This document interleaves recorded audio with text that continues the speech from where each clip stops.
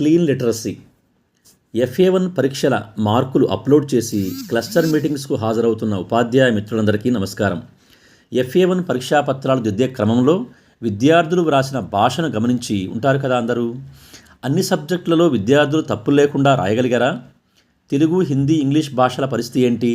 ఇక ఇంగ్లీష్ మీడియంలోకి మారిన maths, PS, NS, social పరిస్థితి ఏమిటి? ఎంతమంది అక్షరాలు, పదాలు, వాక్యాలు తప్పులు లేకుండా సరిగా వ్రాయగలిగారు?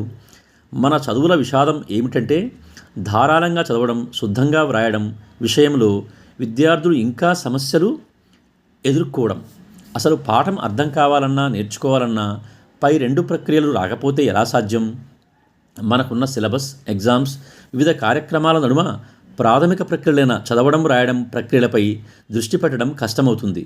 కానీ ఈ సమస్యను గుర్తించే FLNకి ప్రాథమిక స్థాయిలో ప్రాధాన్యత పెంచారు. మరి ఇప్పటి ఇంగ్లీష్ మీడియం ఉన్న పరిస్థితిలో పిల్లలు ఇంగ్లీష్లో ప్రశ్న చదవడం, దాన్ని అర్థం చేసుకోవడం, నేర్చుకుని వ్రాయడంలో తీవ్ర ఇబ్బందులు ఎదుర్కొంటున్నారు. ఈ సమస్యను ఇలాగే పట్టించుకోకుండా వదిలేస్తే 10వ తరగతి వచ్చేసరికి ఆ విద్యార్థులు పూర్తిగా వెనకబడిపోతారు. అప్పటికి ఎలాగోలా బయటపడ్డా తర్వాత చదువు కొనసాగించలేక మానేస్తారు. కనుక అందరూ ఉపాధ్యాయులు తమ తమ సబ్జెక్టులలో చదవడం, వ్రాయడం విషయంలో పిల్లలను వర్గీకరించుకొని గ్రూప్ లీడర్స్ సహాయంతో పదాలు, వాక్యాలను ధారాళంగా చదవడం, శుద్ధంగా వ్రాయడంలో నైపుణ్యం సంపాదించేటట్లు విద్యార్థులను తీర్చిదిద్ది స్వచ్ఛ అక్షరాస్యత సాధించేందుకు ముందుకు రావాల్సిందిగా అభ్యర్థిస్తున్నాను. ధన్యవాదాలు.